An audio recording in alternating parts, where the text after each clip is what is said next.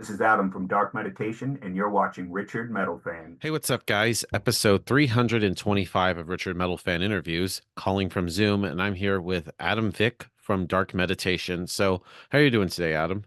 Hello, I'm doing good, man. How are you? Not too bad, not too bad. Tired after a long day of work and had a good dinner, and I'm ready to interview. All right, man. Where are you at? I'm currently like about 35 minutes north of Atlanta and Kennesaw. How is it over in good old Seattle? It's like a really beautiful day today. We got like a small break, right? We're getting a tease of spring, so Yeah. it's a little Yeah, misleading, but for today, it's pretty good. that's cool because I'm definitely planning on making a trip to Seattle next year. I'm doing like a cross country trip. Oh, nice. Any Yeah. particular reason that Yeah. have you been here before, or is Well, it? I've never been to Seattle. I just want to do it just because why not? Oh yeah, heck yeah, man. Yeah. But it's so great to be able to talk with you today. So, kind of what I want to talk about is talk about like your journey as a musician, sort of talk about like, and as well as I want to talk about the new EP, but take me back to young Adam Vick. So, kind of growing up in Seattle, what were like the first bands that got you into metal and what made you want to be a vocalist? Well, obviously I grew up between here and Philadelphia. My parents were kind of split on both sides, but I was born out here and that's where my dad is here. And my dad is actually, I guess you would call like a proto metalhead. Like he was really into like Scorpions and Judas Priest and UFO and Deep Purple, Sabbath, stuff like that, Thin Lizzy. And so that was like always around, like when I was a kid growing up. And then of course, like there's like the grunge thing that happened around the time. And that was like when I was in Yeah. like early elementary school, that was kind of all going on. So like those were, big influences. But it was funny because at first I actually got really into punk, like because my dad like really disliked it. So that was like my first like, well, I don't want to listen to my dad's music. This is like my music kind of thing. So me and a couple of the members in this band, we all met when we were like young teenagers in the Seattle punk scene at the time. And we started forming and playing in punk bands like, almost 20 years ago or so. And that was like the beginning. And honestly, I played bass and I played in little bits of other instruments, and all of my friends were way better than I was. And so like the vocalist kind of became the default. And plus I was always the guy, and like I this kind of turned into my career. Like I would make the flyers and the t-shirts, and like I was like an illustrator, and like so I would do all like the side stuff kind of, and like I'd write the lyrics. So it just kind of that kind of became my role while they did more of the music. And the same guys, well, one of mainly Ryan, the guitar player, we've kind of been in a dual musicianship thing together since we were teens and been in five or six bands. And so like we all kind of have our roles, and then we've all just kind of ran with it as time has gone on. So like those were the beginnings, but metal and hard rock, it just kind of started, we were into punk, we were doing these, but as people got better at their instruments and as like, just more stuff finding out about, at the time, like bands like At the Gates and In Flames and stuff like that. And like those were all, and then I'd say kind of like punk adjacent bands like Venom and Motorhead and stuff, like all just kind of were the next logical steps, and then like that's just kind of the way that the path ended up unfolding and then just getting deeper into those worlds. All right. And then how did you end up forming Dark Meditation? Because I believe y'all formed in 2019. Yeah, that came about because like I was saying, Ryan and I, we were in a previous band that was more of like a hardcore punk D-beat thing that we were doing as like a side project. But before that, we were in a more like doomy heavy metal band, and one of the guitar players, Ian, was in that band too.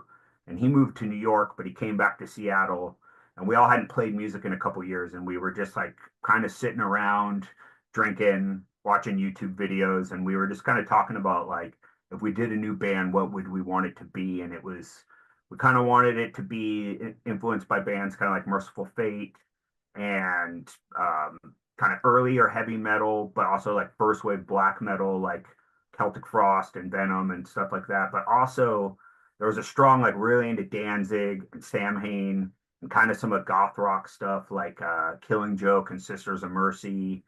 And that is more where my vocal style kind of lies because I know I can't be like a Rob Halford or a Dio type of guy. So it was kind of like trying to take some of our background of our punk roots and kind of some death rock goth, and then early and classic heavy metal and doom like Pentagram and Trouble, and just kind of mix it. We didn't want to put any limitations. We just wanted to mix all the stuff that we would listen to and kind of love. And so that was kind of the starting point to where it all came together was with those conversations and hangouts, and then it kind of just went from there. Yeah. And then tell me about making like those first couple demos that you did in 2019 and 2020. Like I've listened to those. So I was like listening to y'all's discography just in prep for this interview. So where were those demos recorded at? Because it's just very raw sounding. Yeah, I mean they were recorded on a laptop in Ryan's living room with a drum machine. And those were Can't be so more metal than that. yeah, and that was like it was just us three, and we were, just trying to get song ideas down, and then we just were kind of at the time we weren't a full band, it was just us three guys, and we wanted to get new members, and so we were just kind of like, well, why don't we just put these demos out on Bandcamp and just so we have a link to send to people to check it out or whatever. And we did that. And then our friend Freiberger, he started this label called Satanic Royalty. Yeah. And he just like loved the demos and was like pretty much like, hey, I got some money to start this label. I'm going to pay for you guys to go in a studio and go with Matt Bayless, who is kind of a bigger time producer around here. He's done stuff with Mastodon and The Sword and ISIS and Soundgarden and all this stuff. And he was like, so just get it together. And we were just like, oh shit, okay, I guess we're a real band now. And Yeah. so we just like went from there, and then got some old friends that joined us, and our drummer Will, and who is also a recording engineer, and he actually recorded our new record. But to go back to that, like just kind of went from there, and we were getting everything geared up, and this was like at the end of 2019 into the beginning of 2000 or 2020, and we were just about to play our first show, and then that's when the pandemic hit, Yeah. and it all and so it all just stopped. And so we actually recorded our debut record before we ever played a show or did anything live. Yeah. Yeah, and Yeah, how hard was the pandemic for you all? Because I know it really kind of fucked up the whole music industry. So, how, sure. especially Yeah. like with y'all being like a newer band, how did you all manage to like cope with all that? I mean, it was like, we had all this, like, we were working towards that goal, and then it kind of the rug got pulled out. But, at least we aren't in the position of like guys who are out constantly touring, and that's part of their livelihood, and people were counting on them. So it was just more of like, okay, I guess we have time to just kind of like, we went and recorded our debut record. We just got things together, started practicing, got a live set together. So we were pretty much ready to go once things started opening up again. So it was a little bit, took us off the path a little and kind of put things back, but it also allowed time to just get things together and get going. Yeah. Yeah, and then tell me about making the debut full-length album Polluted Temples. I think it's a great debut album. So what was sort of like the whole writing and recording process like being was like the debut full-length Dark Meditation album? Thank you. Yeah, it was just kind of like, like I was saying, we had all these handfuls of songs, and we just ended up just spending this time getting, once that pandemic happened, we were, well, and now we have time to work on this. And we got the new members up to speed, which was our buddy John, and he played in a band in Portland called RIP, and he came up and joined us. And then our drummer, and we were just going from there, and we were just workshopping those songs. And I was saying that Freiberger helped us fund this record, and he put us into this place called Studio Litho, which was like one of the guys from Pearl Jam studio. So it was super nice, and it was kind of like whoa. And we just had a couple weeks to get that together, and so it was just coming up with a good track listing, songs we liked, and thought that were a cohesive kind of sound together. And yeah, and then we just hit it during the summer. It was also recorded during this for Seattle, like an insane heat wave where it was like 100 degrees out every day, which was, Holy shit, that's yeah, fucking which was brutal. pretty funny, like especially for this area. And then it was like kind of crazy and just being trapped in the studio for like 14 hours a day every day. But it was a good experience, and yeah, we got it all together, and yeah, it's kind of Yeah. been just from there. Yeah, and one thing I love about it is like it's like every song is different. Like going from like the synthesized intro to prelude, going into Babylon, Money, Magic, but even songs like even like Strange Caress of Night, which has very much of a groovy kind of vibe, and then sort of like a draconian kind of vibe with Desolation Days. Like I feel like every song is like a different like mood and reflection about how you and pretty much everybody was at the time.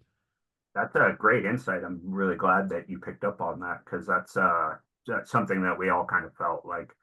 That's kind of the point of when we started the band was like kind of like I was saying, just bringing together all these different influences and like trying to create a cohesive sound, but not necessarily like chase or copy a super established one. And so it was trying to just, hit on all these different moods. And I kind of feel like that's what a record should be, or that's what they used to be a lot to my mind when I think of classic records from the 80s and 70s and, even some from the 90s and stuff like I feel like a lot of people are really just into genre chasing now, and they get one style of song and then they do it like 8 times in a row, which has its place, but like Yeah, I would unless like if to you're see. AC/DC. Yes, of course. Well, hey, they struck gold with that, so I don't know if I became one of the biggest bands in the world. I don't know if I'd want to change it up too much either, but but in general, that's just kind of the what we were going for. And, like lyrically too, that's it. Like I like to explore like more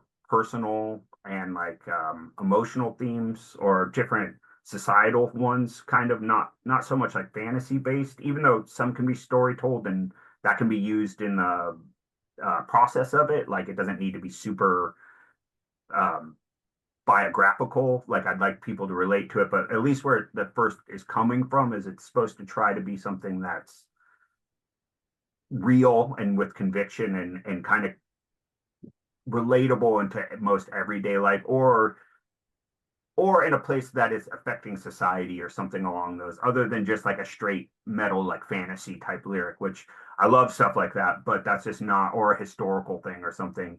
That's just not what this band was trying to go for. All right. And then when the Polluted Temples first came out, did you start all like touring outside of Seattle for the first time, or is it still just locally around Washington?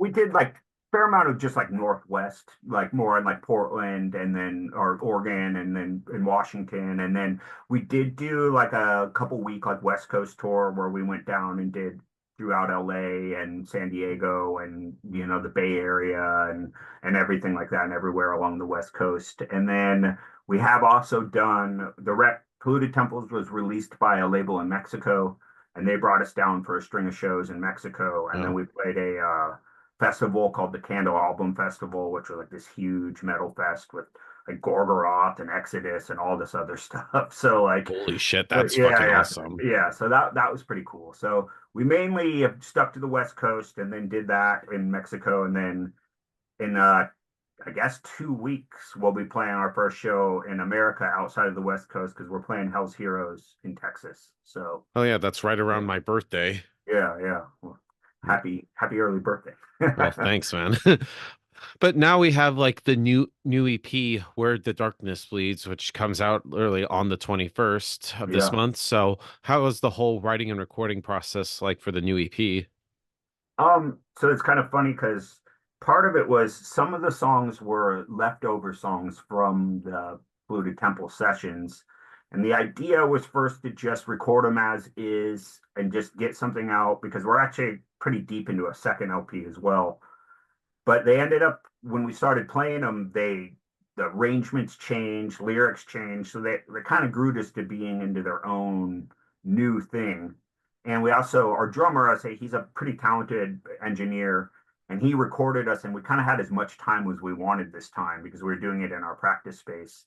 And so we kept layering and adding things to it. And then one of the guitar players, Ryan, he came up with these intro and outro pieces and then also, I kind of realized all the lyrics shared a similar theme, that there was kind of a story that was going through it. And the main focus ended up being, I started realizing the songs were kind of about this moment right before death, and then what the after effects are to maybe your family, or if you can transcend into if there's an afterlife or something like that. And there was all these themes that kind of started coming together, and we kind of realized it was a loose kind of concept record in there. And because the title of Where the Darkness Bleeds refers to the idea of like that last moment of life when the light is fading and the darkness is bleeding in, and what is the next step in that afterwards, and then also what happens when you're left behind. And so it's all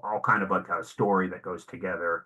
And we tried to mirror that kind of musically throughout it too, with these opening and ending tracks and the way that the record flows together in and out of the songs. Yeah. And you mentioned it is sort of concept based. So is there a lot of like research that goes hand in hand as well as when you sort of like make the lyrics and sort of the music for the EP? Um, I don't know because a lot of it is just coming, from my personal experience and stuff like that. So, I mean, there's rewriting, and then there's, we all work pretty collaboratively together, and so we'll change around song structures, and then some ways I would say there's some like, so like I did all the art for this record. That's what my day job is, and I found I wanted to do like a funeral wreath of based off of stuff from like the Victorian time, and or something that would look like was maybe on like an old gravestone, and to reference kind of the themes within the record. So there was like research that went along with that to try to kind of tie it into this feeling of like a death procession or a funeral procession, and the imagery that goes with that to tie into the lyrical themes and to the musical ones. So, it's kind of a whole collaborative thing, and some of it you research, some of it you just kind of go off of what your own internal knowledge is already. Yeah. And I know and I noticed like with this EP, you're sort of like releasing it independently. So how'd the idea of that come to be? That came about because we originally were going to use this one to shop to some labels. We'd been talking to some different people, and we ended up getting like an offer that we thought we were going to go with, but then it kind of changed, and then so we kind of changed our thought process of that. We knew we were playing Hell's Heroes. We knew that we were going to play this Northwest Tear Fest coming up, and a couple other series of shows, and so we were just like, why don't we've always talked about kind of having our own small record label too, to maybe do like special edition runs of a record, or maybe even possibly help out like another local band or friend. And so we wanted to do kind of like this deluxe art packaging. So this we made 100 copies to do, so we'll have it for the festival run and for our friends and for a couple release shows. And it's a special edition. It comes with like a 12-inch art print, a booklet, and then the jacket is a off-white color, and the next pressing will be black. Like, so there's all these special things that come with this one that will only be in this 100 edition, that you can pretty much only get from us playing live, and there'll be like a handful of them thrown on Bandcamp. But we just wanted to kind of make it special for this, have it for these tours or these festivals and the run of shows that we do. And then I think the idea is when we're done with our next record, we're going to talk back to labels again, and then maybe they'll re-release the EP as an anticipation for the next actual full length. Yeah, because I also noticed like a lot of like vinyls and also cassettes are now coming back in Yeah. full swing. So how do you feel that that sort of like is important to like the scene, like because there from a marketing perspective, there's always going to be diehard fans that will buy like all formats. Yeah, yeah. I mean, I personally, I'm very much into packaging tangible objects. I think we've kind of starting to see a lot of things that these days are, even when you get things that you download or that you are getting off of streaming, or, Prime, Amazon, anything like that, you actually don't own any of these things. Like if they get rid of them, like, you're kind of shit out of luck. Like, it's just you're essentially leasing everything that you're getting from somebody, and like I don't like that. I like being able to look and read lyrics, look at artwork. See, to me, it becomes real once it becomes a tangible product. And like I think tape, CDs, whatever, it allows you to have more of a connection to the artist. You support them obviously, because nobody is making money off of streaming unless you're a massive, massive band. Like, and like it just is a way. Obviously, like touring, it's a memento for you. Like even if you don't have a player or something like that, like it can remind you of that night if you had a really good time. Like, and you can always kind of look at that, and like, so I think there's a variety of all these things that you know allow these things to keep going, supporting the bands, and get you something at the same time as a memento or to listen to on your own. And I just love the way that I don't think the sound of vinyl is superior necessarily, but I do love that sound that you get. Yeah, and there's also a cool thing with vinyl because a lot of bands are have like different like variants, like special like edition like Yeah. colors and stuff. Stuff. Are you doing something with the new EP of that? It's like I would love to. That would be We awesome. we not on this run because we just kept it to 100. So like it's just black on that. And since we're doing so many more like things that are added in on the packaging, our first record had four variants. So like that was, like red and marbled and then purple and white splatter and black. So like I like that stuff too. But for this one, we're just keeping it the 100 black with all the extras that you get in the packaging, but hopefully on a repress, we'll expand in the colors on there. Yeah, and it's kind of like circling back to before talking about like like like the independence versus like the label thing. Which do you personally prefer and why? Like I think the label has its own, especially if you can get onto a bigger, like I think for international things outside of America and like for maybe like festival opportunities and or just general marketing and or if they have like a really big YouTube channel that they can drop your music videos or songs onto that, you know, there's a possibility of 300,000 people being able to check it out. Like I think all those things are really great that the label does, but in a lot of ways we kind of live in an era now that you on your own can do a lot of the same things like hiring PR people, pressing your own record, getting it out onto the streaming services. It's so I think the label side is really good for just general awareness, but on the flip side, then they own part of your stuff for a certain amount of time. You got to go through. So I think it just kind of depends on where you're at and what you're expecting out of things. But doing both, I think right now this is good on our own. But I think for our next full length, we would like to go with somebody that can help us get it out to a wider audience. Yeah, yeah, and with like you mentioned, you also got the second album come work you're working on what with this EP. Well, is that sort of like a good representation what we can wait for the follow up to Polluted Temples will sound like, or is this EP just sort of kind of like a one-off kind of thing? I would say there's elements, but I also would say the new one kind of has its own feeling as well. Like we've purposely kind of, and some of it I would say is more metal than we've ever done, and then other aspects that are the least metal we've ever done. So it's a combination of those two, and it kind of has its own feeling right now. But I think this one is a good precursor, especially with like the more instrumental tracks that are on here, just to give an idea of like a more soundscapey thing, because that's kind of being introduced a little on the newer one. And I think it's exactly kind of what it is. It's a middle point between our first and our second, and it kind of fits in, represents both sides of that coin. All right. And then I got a couple more questions for you, but talking about like your live show because I've yet never got to never have never seen you guys live and I'm hoping you all make it over to the East Coast Too. soon. But and talk about playing live. Is there like a similar kind of like energy playing live versus like recording an album, or are they kind of like completely separate?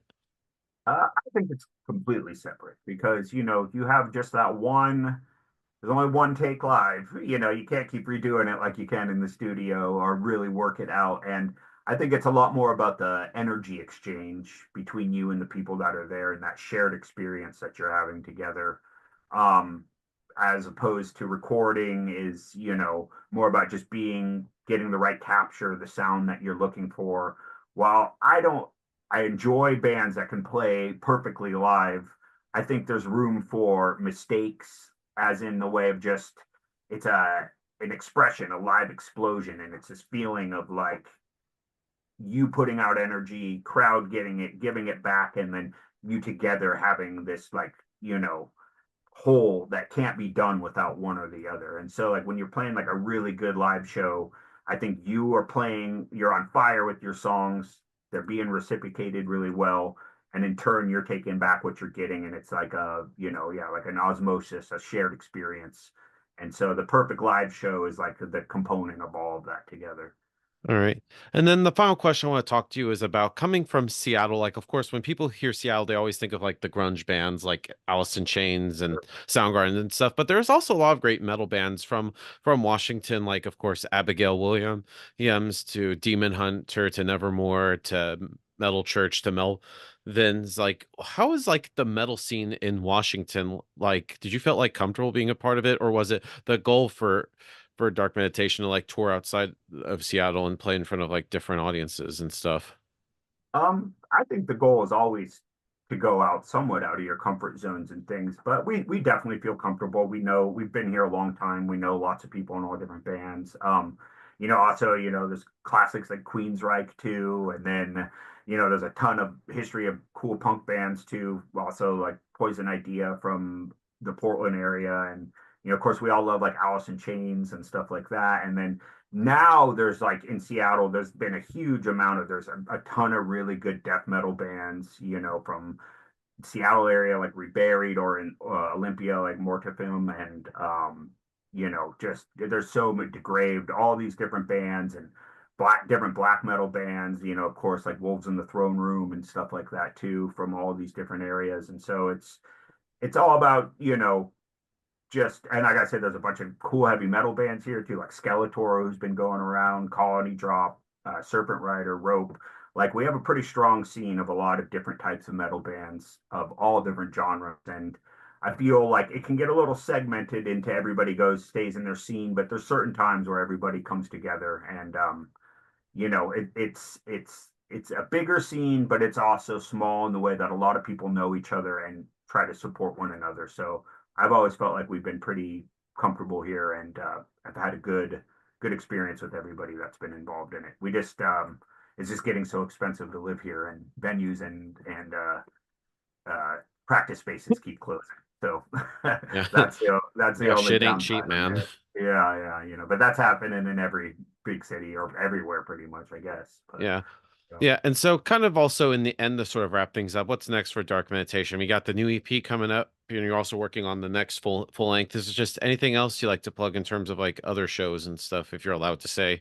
Yeah, I would just say if this comes out beforehand, if you're in Texas during Hell's Heroes, if you can, come check us out, see us, or if you're coming out to Northwest Tearfest in May, we're going to be playing that too. And then we're going to be doing a series of record release shows around the whole Northwest, Washington, Oregon, and probably even Idaho.